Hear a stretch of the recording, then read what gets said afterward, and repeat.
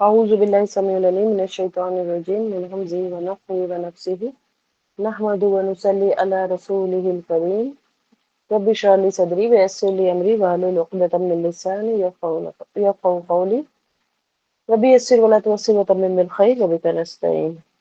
السلام علیکم ورحمۃ اللہ وبرکاتہ. تو جیسے کہ ہم اب پڑھ رہے ہیں اپنا ٹاپک زنا کی قسمیں، اور جس کے اندر ہم 2 قسمیں پڑھ چکے ہیں اور اب ہم تیسری قسم سے شروع کرتے ہیں. یہ ہے ہم جنس سے زنا. کبھی کبھی 2 مرد یا 2 عورتیں ایک دوسرے سے اپنی شہوت کو پورا کر لیتے ہیں. اس کی 2 قسمیں ہیں.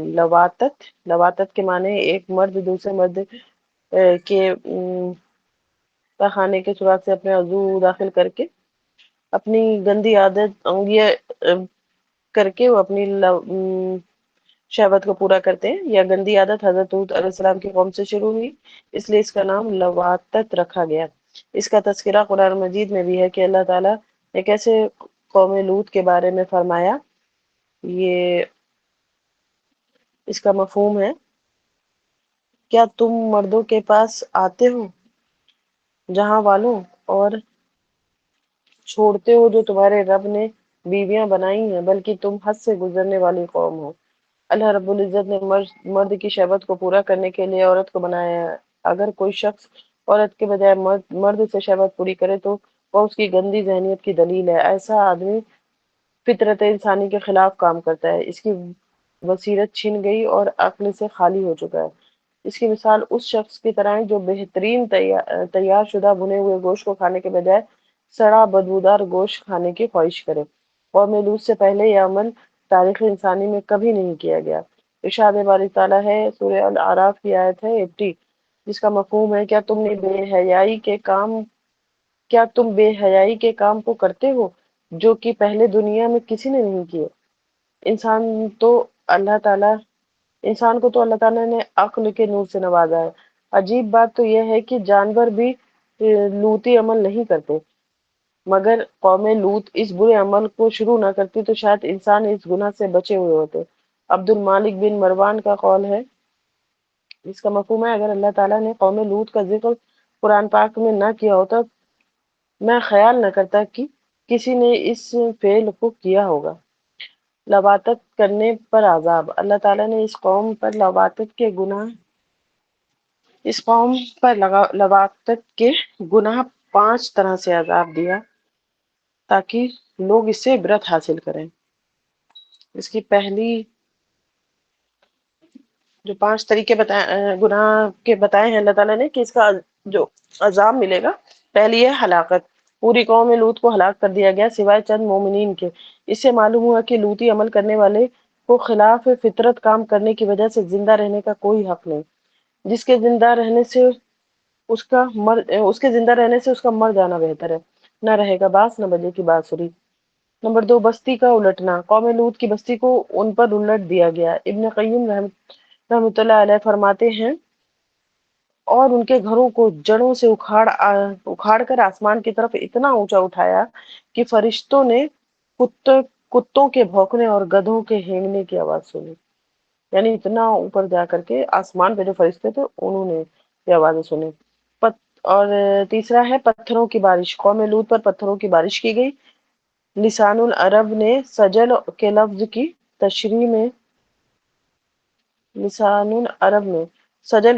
کی تشریح میں لکھتے ہیں، اس مٹی سے بنے ہوئے پتھر جس کو دوزخ کی آگ پر پکایا گیا ان لوگوں کے نام لکھے ہوئے تھے اور منجود کے امائنے ہیں پے در پے لگاتار. علامہ آلوسی رحمۃ اللہ علیہ اپنی تفسیر روح المانی میں لکھتے ہیں کہ اللہ تعالیٰ نے پتھروں کی ایسی بارش برسائی کہ ان کے حاضر و غائب سب لوگ ہلاک ہو گئے. اور یہ روح المانی میں ہے، حتیٰ کہ ان میں سے کوئی تاجر حرم میں نہ تھا، اس کے لیے پتھر 40 دن تک ٹھہرا رہا. حتیٰ کہ وہ تجارت سے فارغ ہو کر حرم سے نکلا تو اس کو لگا. اللہ اکبر. عذاب کی شدت اس بات کی دلیل ہے کہ اللہ تعالیٰ کو لواطت سے بہت زیادہ نفرت ہے. اور 4 ہے دھسانا. پوری قوم کو زمین کے اندر دھسا دیا گیا. بتا دیا گیا کہ لوطی قوم کے لیے زمین کے اوپر والے حصے کی نسبت زمین کے اندر والا حصہ زیادہ بہتر ہے۔ اور ففتھ ہے رسوائی۔ اللہ تعالیٰ نے پوری قوم لوط کا تفصیلی تذکرہ قرآن مجید میں فرما کر خوب رسوا کیا۔ کسی قوم کے لیے اتنی توجہ اور ذلت بھرے الفاظ استعمال نہیں کیے گئے جتنے کہ قوم لوط کے بارے میں کیا گیا۔ لواطت اتنا بڑا جرم ہے اور کی نرمی اور شفقت کو ایک طرف رکھ کر سختی اور شدت کی انتہا کر دی گئی۔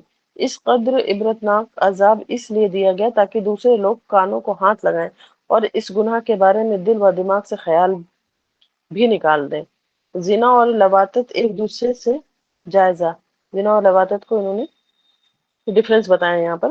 زنا اور لواطت دونوں گناہ کبیرہ ہیں، لیکن لواطت خلافت فطرت ہونے کی وجہ سے زیادہ بڑا اور زیادہ برا گناہ ہے۔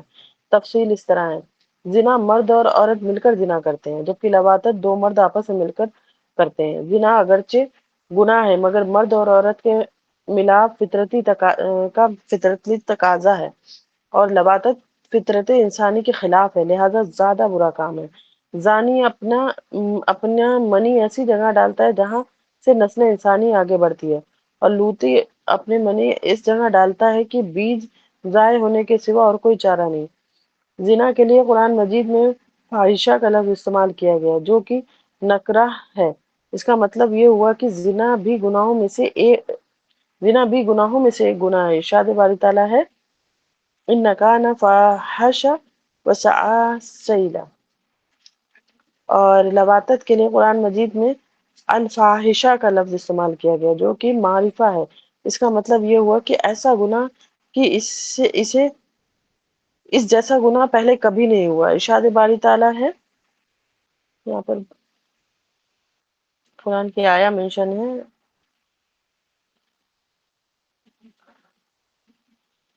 یہ ٹھیک سے یہاں پر پرنٹ نہیں ہے تو میں اس کو یہاں پر چھوڑتی ہوں۔ زنا حدیث پاک میں زانی پر ایک دفعہ لعنت کی گئی ہے، اور حدیث پاک میں لوطی پر 3 دفعہ لعنت کی گئی ہے۔ زنا کرنے والے کو قرآن پاک میں خبیث کا لفظ دیا گیا ہے۔ قوم لوط کے لیے قرآن مجید میں بہت سے برے الفاظ استعمال کیے گئے، مثلا فاسقین، مفسرین، ظالمین، عادون۔ زانی کو رجم کرنے کے لیے انسانوں کو حکم دیا گیا ہے۔ لوطی کو اللہ رب العزت نے پتھروں کی بارش برسا کر خود سنسار کیا۔ نتیجہ: لواطت زنا کا بنسبت زیادہ بڑا گناہ ہے۔ اس لیے فقہاء کرام نے لکھا ہے کہ اگر کوئی نگران ایک طرف مرد و عورت کو جمع کرتا دیکھے اور دوسری طرف 2 مردوں کو لواطت کرتا دیکھے تو اسے چاہیے کہ پہلے مردوں کو علیحدہ کرے اور گرفتار کرے، بعد میں مرد و عورت کو علیحدہ کر کے گرفتار کرے، اس لیے کہ مرد و عورت کی جمع میں حلال کا امکان ہے کہ شاید میاں بیوی ہو یا مالک اور باندی ہو، لیکن لواطت میں حلال کا امکان ہی نہیں ہے۔ زنا برا کام ہے تو لواطت بہت برا کام۔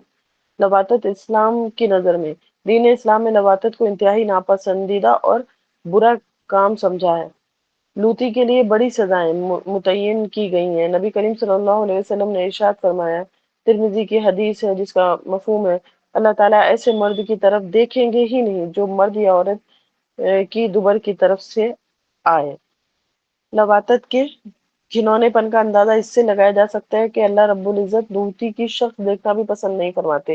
ایک اور حدیث پاک میں ارشاد فرمایا گیا، یہ الحبان ترمذی کی ہے، جس کا مفہوم ہے، جب کسی کو قوم لوط کا عمل کرتے دیکھو تو کرنے اور کروانے والے دونوں کا قتل کر دو۔ گویا لوطی عمل کرنے والے اور کروانے والے دونوں کو جینے کا کوئی حق حاصل نہیں ہے۔ بیوی سے لواطت: دین اسلام میں میاں بیوی کو ایک دوسرے سے جنسی ملاپ کرنے کی اجازت دی گئی ہے اور اسے عبادت کا درجہ دیا گیا ہے، لیکن شوہر کو منع کر دیا گیا ہے کہ وہ اپنی بیوی کے دوبر میں جمع نہ کرے۔ نبی کریم صلی اللہ علیہ وسلم نے ارشاد فرمایا، رواہ احمد میں ہے، اس کا مفہوم ہے، تم اپنی عورتوں سے کسی بھی طرح سے جمع کر سکتے ہو اگر وہ فرض میں رہے، یعنی آگے کی راہ میں۔ بیوی سے اس طرح لطف اندوز ہو سکتے ہو جبکہ داخلہ شرمگاہ سے کیا جائے۔ نبی کریم صلی اللہ علیہ وسلم کا ارشاد ہے، رواہ احمد میں ہی ہے، آگے سے کرو یا پیچھے سے کرو لیکن دوبر سے، حیض والی عورت سے بچو۔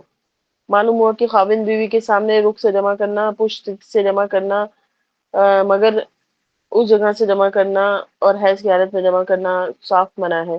نبی کریم صلی اللہ علیہ وسلم نے ایک انصاری عورت نبی کریم صلی اللہ علیہ وسلم سے ایک انصاری عورت نے میاں بیوی کے ملاپ کے بارے میں پوچھا تو فرمایا کہ یہ ایک سوراخ سے ہونا چاہیے، یعنی فرض سے۔ نبی کریم صلی اللہ علیہ وسلم نے ارشاد فرمایا، یہ بھی روا احمد کی حدیث ہے، لانتی ہو وہ لانتی ہو وہ جو عورت کے دوبر میں جمع کرے۔ عمر بن شعیب رضی اللہ عنہ اپنے والد اور دادا کے واسطے سے روایت نقل کرتے ہیں کہ نبی کریم صلی اللہ علیہ وسلم نے ارشاد فرمایا، یہ بھی روا احمد کی حدیث ہے، جس کا مفہوم ہے وہ جو عورت کے پاس پیچھے کے راستے سے آتا ہے تو وہ چھوٹی لواطت ہے۔ امام دارمی رحمۃ اللہ علیہ نے اپنی مسند میں روایت کیا ہے کہ سعید بن یاسر رضی اللہ عنہ نے حضرت ابن عمر رضی اللہ عنہ سے پوچھا کہ بیوی کے دوبر میں جمع کرنا کیسا ہے؟ انہوں نے جواب میں فرمایا، یہ سنن دارمی کی حدیث ہے، اس کا مفہوم ہے، کیا یہ مسلمانوں میں سے کسی نے کیا ہے؟ لوطی کی سزا۔ قرآن میں لواطت کرنے والے کے بارے میں فرمایا گیا ہے، تم میں سے جب دو مرد برا کام کرے تو انہیں خوب سزا دو۔ نبی کریم صلی اللہ علیہ وسلم نے لواطت کے گھنونے پن کو کئی حدیثوں سے واضح فرمایا اور ساتھ ہی اپنی امت کے بارے میں خطرے کا بھی اظہار فرمایا، یہ جمع الفرات کی حدیث ہے، مجھے اپنی امت پر سب سے زیادہ قوم لوط کے عمل کا خطرہ ہے۔ اس برائی کا جڑ ختم کرنے کے لیے نبی کریم صلی اللہ علیہ وسلم نے ارشاد فرمایا، ترمذی کی حدیث ہے، جس کا مفہوم ہے، جو شخص کہ تم پاؤ اس کو قوم لوط والا عمل کرتا، بس فائل یعنی کرنے والے اور مفعول کروانے والے دونوں کو قتل کر دو۔ اس حدیث کی بنا پر فقہاء کرام کا اس بات پر تو اجماع ہے کہ لواطت کرنے والے اور کروانے والے دونوں کو موت کے گھاٹ اتار دیا جائے، لیکن اس طرح قتل کیا جائے کہ اس کے طریقے میں دو قول ہیں۔ ایک امام ابو حنیفہ رحمۃ اللہ علیہ اور حاکم کا مذہب یہ ہے کہ زنا اور لواطت میں بڑا فرق ہے، زنا پر حد مقرر ہے جبکہ لواطت پر مقرر نہیں، اس لیے لوطی کو زیادہ دردناک سزا دینی چاہیے، چاہے پہاڑ سے گرا دیا جائے یا ہاتھی کے پاؤں کے نیچے کچل دیا جائے یا آگ میں جلا دیا جائے۔ حضرت ابوبکر صدیق رضی اللہ عنہ کے مشورے پر ایک لوطی کو جلانے کا حکم دیا گیا۔ حضرت خالد بن ولید رضی اللہ تعالی عنہ سے نے سزا جاری رکھی تھی۔ حضرت عبداللہ بن عباس، حضرت عبداللہ بن زبیر، خالد بن ولید رضی اللہ عنہ، عبداللہ بن معمر زہری، اسحاق بن راہویہ، امام مالک اور امام احمد بن حنبل رحمۃ اللہ علیہ اسی بات کے قائل ہیں کہ لوطی کی سزا زانی کی سزا کے نسبت زیادہ سخت ہونی چاہیے۔ معلوم ہوا کہ لواطت کا کام قتل سے بھی زیادہ برا ہے، اس لیے کہ اگر مقتول کا وارث چاہے تو قاتل کو قتل سے بچا سکتا ہے، مگر لوطی کے لیے قتل سے بچنے کی کوئی صورت نہیں۔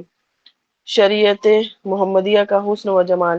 شرع کی خوبیوں میں سے ایک خوبی یہ ہے کہ جس سوراخ سے شیطان حملہ ور ہو سکتا ہے اسے بند کر دیا گیا، جس منزل پہ جانا نہیں اس راستے پر پہلا قدم اٹھانا ہی روک دیا گیا۔ مثلا لواطت سے منع کرنا مقصود تھا، لہذا بغیر داڑھی کے لڑکوں کی طرف شہوت کے ساتھ دیکھنے سے روک دیا۔ لڑک پن کی عمر میں جسم نرم و نازک ہوتا ہے اور مرد کے ساتھ رہنے میں قباحت بھی محسوس ہوتی ہے، لہذا گناہ میں پڑنا بھی آسان ہوتا ہے۔ بے شیر لڑکے جن کی داڑھی نہ آئی ہو کو دیکھنا۔ حضرت ابو ہریرہ رضی اللہ تعالی عنہ فرماتے ہیں، رسول اللہ صلی اللہ علیہ وسلم نے منع فرمایا ہے کہ انسان کسی بیشی لڑکے کی طرف نگاہ نہ ڈالے۔ حضرت انس رضی اللہ تعالیٰ عنہ فرماتے ہیں کہ جناب رسول اللہ صلی اللہ علیہ وسلم نے ارشاد فرمایا، تم امیر زادوں کے ساتھ نہ بیٹھا کرو، کیونکہ نفس ان سے ایسی چیز کی خواہش کرتی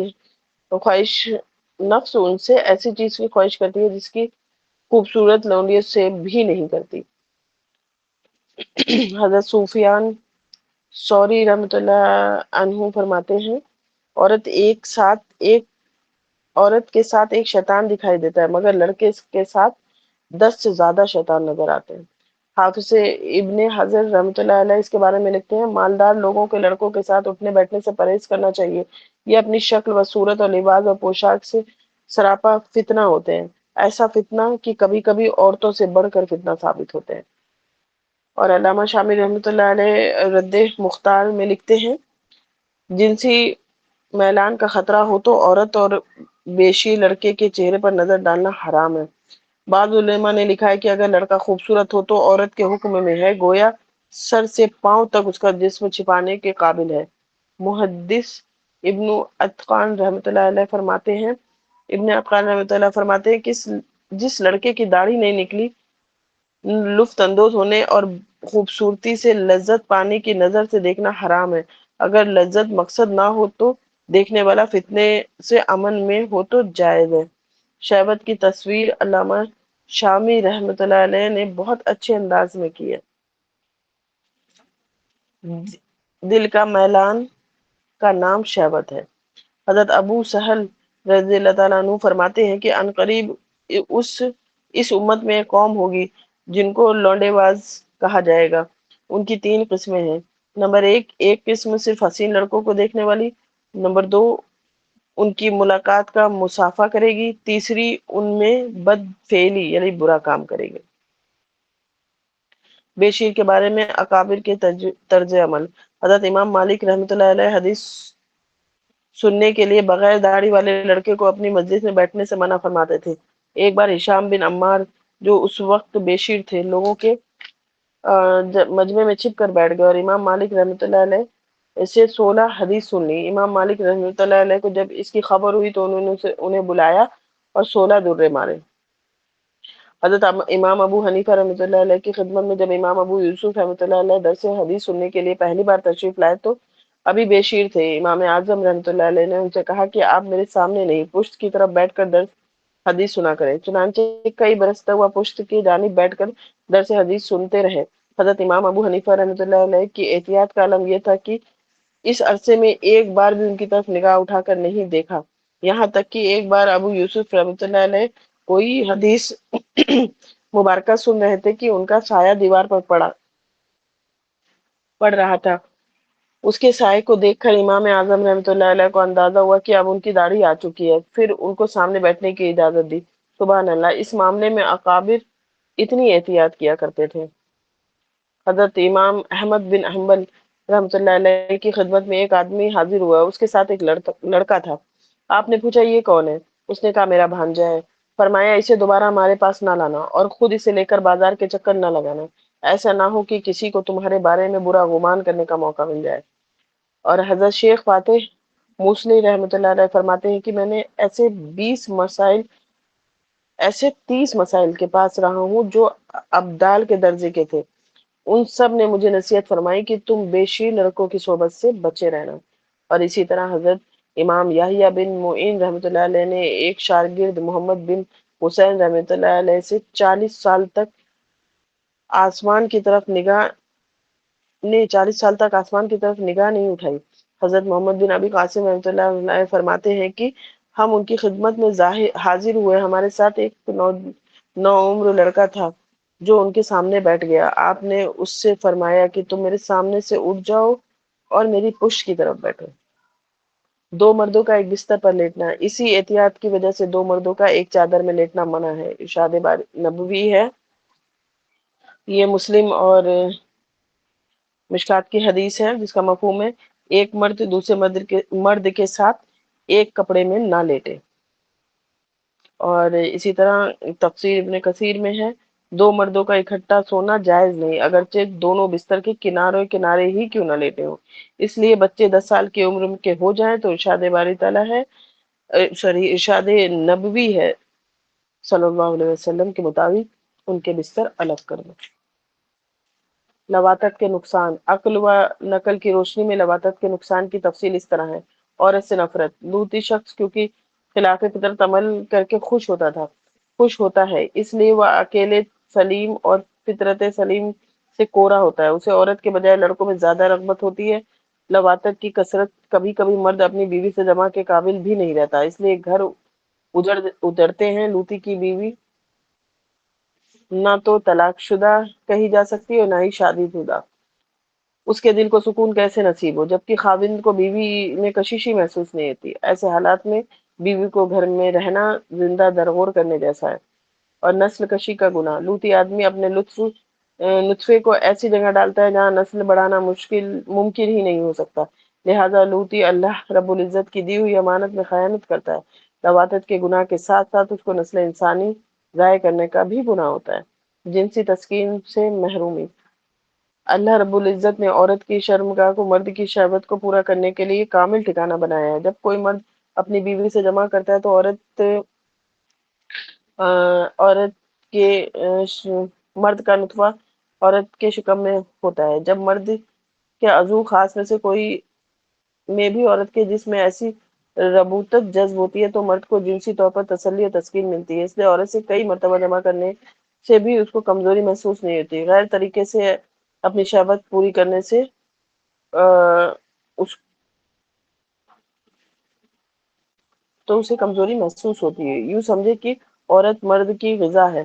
لوطی شخص وقتی طور پر شہوت کو پورا کر لے پھر بھی اس کے اندر جنسی پیاس رہے گی، طبیعت میں بے چینی اور بے قراری رہے گی۔ سچے پروردگار کے سچے کلام کی گواہی، جس کا مفہوم ہے تم میں سے تمہارے جوڑے بنائیں تاکہ تم ان سے سکون پا سکو۔ اعصابی کمزوری۔ لواطت غیر فطری عمل ہونے کی وجہ سے اعصابی کمزوری کا سبب بنتا ہے۔ توانائیاں ختم ہو جاتی ہیں، خون کی کمی ہو جاتی ہے۔ لوطی آدمی ایسے محسوس ہوتا ہے کہ جیسے اس کے جسم کو کسی نے نچوڑ دیا، اور تھکاوٹ ختم ہونے کا نام ہی نہیں لیتی۔ اعصاب کمزور ہو جاتے ہیں۔ یادداشت کمزور۔ لوطی آدمی کی قوت حافظہ بہت کمزور ہو جاتی ہے۔ اول تو اسے کچھ یاد نہیں رہتا، اگر کر بھی لے تو جلدی بھول جاتا ہے۔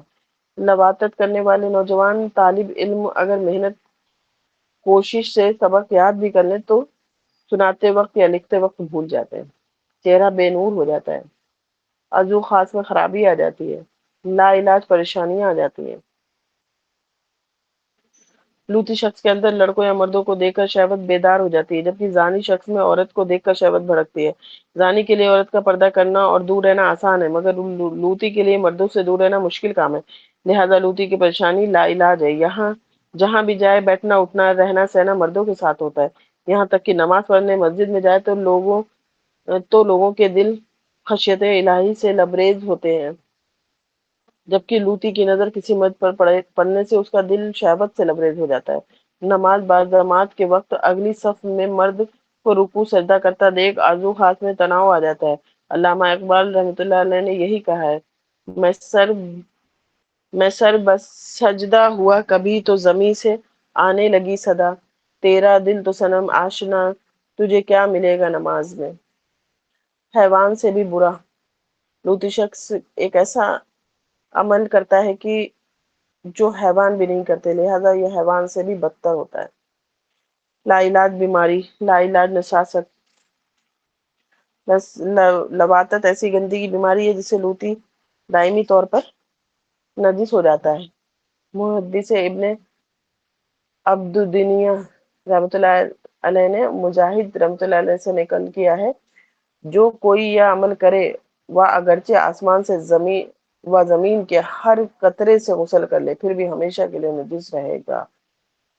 اور دوسری جگہ حضرت فضیل بن عیاض رحمۃ اللہ علیہ سے نقل ہے، اگرچہ لوطی آسمان کے ہر قطرے سے غسل کر لے پھر بھی اللہ تعالیٰ کو ناپاک ہی ملے گا۔ اور اتنی اس سے بڑی ذلت اور کیا ہو سکتی ہے کہ لوطی آدمی زمین و آسمان کے سب پانی سے بے غسل کر لے تب بھی قیامت کے دن اللہ تعالیٰ کے سامنے نجس حالت میں پیش ہوگا۔ علامہ آلوسی رحمۃ اللہ علیہ اپنی تصویر روح المعانی میں اس کا وجہ بیان کرتے ہیں، بے شک نہیں زائل کرتا پانی اس سے اس بڑے گناہ کو جس نے اس کو اس کے رب سے دور کر دیا، اس لیے لوطی شخص کو اللہ تعالیٰ قیامت کے دن دیکھنا بھی گوارا نہیں کریں گے۔ حدیث پاک میں آتا ہے، ترمذی کی حدیث ہے، اللہ تعالیٰ ایسے مرد کی طرف دیکھیں گے ہی نہیں جو مرد یا عورت کی دوبر کی طرف سے آئے۔ برا خاتمہ۔ لوطی شخص اگر لطافت سے سچی توبہ نہ کرے تو اسے موت کے وقت کلمہ پڑھنے کی توفیق نصیب نہیں ہوتی۔ نبی کریم صلی اللہ علیہ وسلم نے ارشاد فرمایا، جو عورت کے ساتھ لطافت کرے اس نے کفر کیا۔ اور دوسری حدیث میں آتا ہے، جو حیض والی عورت یا اپنی عورت کے دوبر سے آتا ہے یا کاہن کے پاس جاتا ہے بے شک اس نے کفر کیا، اس سے جو محمد صلی اللہ علیہ وسلم پر اتارا گیا۔ ان حدیث سے ثابت ہوتا ہے کہ لطافت اتنا بڑا گناہ ہے کہ برے خاتمے اور برے انجام کا ڈر رہتا ہے۔ علام علام ابن قیم رحمۃ اللہ علیہ نے الجوال کافی میں یہ قصہ نقل کیا کہ ایک شخص کو خوبصورت لڑکے سے محبت تھی، جبکہ اس لڑکے کو اس سے نفرت تھی۔ وہ شخص اسی نفسانی محبت میں ایسا پھنسا کہ بیمار ہو گیا۔ اس نے چاہا کہ اس کا محبوب لڑکا اسلم اس کے پاس آ جائے، مگر وہ نہیں آیا۔ جب اس پر موت کے آثار ظاہر ہونے لگے تو وہ شعر پڑھنے لگا، جس کا مفہوم ہے: اسلم اے بیمار کی راحت، اور اے کمزور اور لاغر شخص کی شفا، میرے دل کو تیری رضا کی زیادہ چاہت ہے نسبت خالق جلیل کی رحمت کے۔ جب قریب والے شخص نے اس سے کہا اللہ سے، اس نے کہا یعنی ایسا ہی ہے کہ اس کی روح نکل گئی۔ اللہ تعالیٰ برے خاتمے سے محفوظ فرمائے، آمین۔ اللہ ابن قیم علامہ ابن قیوم رحمۃ اللہ علیہ نے اس کے بارے میں لکھا ہے: یا مرض اور ایک عشق کبھی کفر کی طرف ہوتا ہے، جیسے کہ وہ اپنے معشوق کو بلانے کو اللہ تعالیٰ کی محبت کی طرح محبوب رکھتا ہے۔ لوطی شخص کے لیے کچھ اشعار بھی لکھے ہیں: اے ٹکرانے والے، اپنی شرم گاہوں کو تمہارے لیے بشارت ہے کہ لوگوں کے لوٹنے کے دن تمہارے لیے اجر ہے۔ کھاؤ پیو اور زنا کرو اور خوش ہو جاؤ، بے شک تمہارا زنا تمہیں اس جنت تک پہنچانے والا ہے۔ بے شک تمہارے بھائیوں نے تم سے پہلے گھر بنا لیے اور وہ کہتے ہیں کہ ہماری طرف آنے میں جلدی کرو، تمہارے لیے بشارت ہے۔ اور یہ کہ تم سے پہلے والے ہیں اور یہ کہ ہم تم سے پہلے والے ہیں، تمہارے انتظار میں ہیں، ان قریب وہ ہمیں جمع کرے گا بڑی آگ میں۔ بس گمان کرو کہ جن سے تم نے جمع کیا تھا وہ غائب ہوں گے، نہیں بلکہ تم ان کو سامنے دیکھو گے۔ اسحاق: جب دو عورتیں ایک دوسرے کے ساتھ ملاپ کر کے اپنی شہوت کو پورا کریں تو اسے سحاق کہتے ہیں۔ ابن قدامہ رحمۃ اللہ علیہ کہتے ہیں کہ نبی کریم صلی اللہ علیہ وسلم نے فرمایا: بس جب عورت کے پاس آئے تو وہ دونوں زنا کرنے والیاں ہیں۔ حضرت واصلہ بن اسقا رحمۃ اللہ علیہ کے جناب رسول فرماتے ہیں، جناب رسول اللہ صلی اللہ علیہ وسلم نے ارشاد فرمایا: عورت کا عورت سے گناہ کرنا ان کا آپس میں زنا ہے، اگرچہ اس عمل پر زنا کرنے کا گناہ ہوگا مگر اس پر تعزیر یعنی تنبیہ کی سزا دی جائے گی، حد جاری نہیں ہوگی۔ اس کی مثال ایسے ہے جیسے کوئی مرد کسی عورت کے بغیر داخل ہوئے اپنی شہوت پوری کر لے۔ یہ عمل بھی قوم لوط سے شروع ہوا۔ حضرت حذیفہ رضی اللہ عنہ سے روایت ہے: بے شک یہ بات درست ہے قوم لوط علیہ السلام کے بارے میں کہ عورتیں عورتوں کے ساتھ اور مرد مردوں کے ساتھ مطمئن تھے۔ علامہ آلوسی رحمۃ اللہ علیہ فرماتے ہیں کہ ابی حمزہ رحمۃ اللہ علیہ نے محمد بن علی سے پوچھا کہ اللہ تعالیٰ نے قوم لوط کی عورتوں کو مردوں کی وجہ سے عذاب دیا؟ انہوں نے فرمایا، یہ بحقی ابن اساکر کی میں مینشن ہے، جس کا مفہوم ہے اللہ بڑے انصاف کرنے والے ہیں، ان سے مرد مردوں کی وجہ سے اور عورت عورتوں کی وجہ سے مستغنی تھی۔ علامہ ابن قیم رحمۃ اللہ علیہ نے لکھا، لیکن اس میں حد واجب نہیں، یعنی سحاق میں دخول نہ ہونے کی وجہ سے اگرچہ ان دونوں پر زنا کا لفظ بولا جاتا ہے، جیسے آنکھ کا زنا، ہاتھ کا زنا، پاؤں کا زنا اور منہ کا زنا۔ اس سے ثابت ہوا کہ شرع نے ظاہری طور پر دخول ثابت نہ ہونے کی وجہ سے اس پر حد جاری ہونے کا حکم نہیں دیا، لیکن شہوت پوری ہونے کی نظر سے دیکھا جائے تو یہ ایک عورت دوسری عورت کے ذریعے اپنے جنسی پیاس بجھاتی ہے۔ اس کے جسم سے خارج ہونے والی منی ضائع ہو کر انسان کی نسل کشی کا ذریعہ بنتی ہے۔ یا شہوت پرستی کا راستہ آنکھ سے شرم اور دل سے حیا کو ختم کر دیتا ہے۔ جس عورت کو شرم و حیا کا مجسمہ ہونا چاہیے تھا، دوسری عورت و لڑکیوں کو برے راستے پر لانے کا سبب بنتی ہے، شیطان کی منشا پوری کرتی ہے۔ جس طرح بد کردار مرد عورتوں کو پھنسانے کے چکر میں رہتے ہیں، اسی طرح عورتیں کسی لڑکی کو جال میں پھنساتی ہیں۔ دوسری لڑکی کو دیکھ کر ان کے اندر شہوت کا سمندر جوش مارتا ہے اور یہ فائلہ بن کر ان کی اپنی مستی اتارتی ہیں. ارشاد باری تعالیٰ ہے المعارج 31 المعارج سوری المعارج آیت نمبر 31، جس کا مفہوم ہے پس جو اس کے علاوہ کو چاہے وہی حد سے بڑھنے والا ہے. اور زنا کی چوتھی قسم ہے جانور سے زنا. انسان اپنے غلبہ شہوت میں اس قدر حد سے بڑھ جاتا ہے کہ جانور سے زنا کر لیتا ہے. نبی کریم صلی اللہ علیہ وسلم نے ارشاد فرمایا، طبرانی اور حکم میں ہے یہ حدیث، لعنت کی گئی ہے اس آدمی پر جو جانوروں کے پاس جاتا ہے، یعنی فعل حرام کرتا ہے. جانور سے زنا کرنا لواطت سے بھی بڑا گناہ ہے. حافظ ابن قیم فرماتے ہیں، یہ الجواد الکافی میں ہے 301، جس کا مفہوم ہے بے شک جانور سے زنا کرنے کے عذاب لواطت کرنے کے عذاب سے بھی زیادہ سخت ہے. حضرت عبداللہ بن عباس رضی اللہ تعالی عنہ نے نبی کریم صلی اللہ علیہ وسلم سے روایت کی ہے، یہ ابو داؤد میں بھی ہے اور مسند احمد میں بھی ہے حدیث. ابو داؤد کا حدیث نمبر 4464 اور مسند احمد کا 2420. جس شخص نے جانور سے بدفعلی کی اس کو قتل کر دو. اس معاملے میں علماء کے دو قول ہیں. ایک جماعت کا قول ہے کہ اس پر زانی کی حد جاری ہونی چاہیے، دوسری جماعت کا قول ہے کہ اس کو لوٹی کی سزا ملنی چاہیے. بہرحال جو بھی ہو یہ عمل قابل سزا ہے. الحمدللہ ہمارا یہ باب ختم ہوا. انشاءاللہ اب ہم نیکسٹ باب 7 اسٹارٹ کریں گے، زنا کے نقصانات. اس کو یہیں پر مکمل کرتے ہیں. سبحان اللہ و بحمدہ، سبحانک اللہم و بحمدک، اشہد ان لا الہ الا انت، استغفرک و اتوب الیک. سبحان ربک رب العزت عما یصفون وسلام علی المرسلین والحمد للہ رب العالمین. ربنا تقبل منا انک انت السمیع العلیم وتب علینا انک انت التواب الرحیم. السلام علیکم ورحمۃ اللہ وبرکاتہ.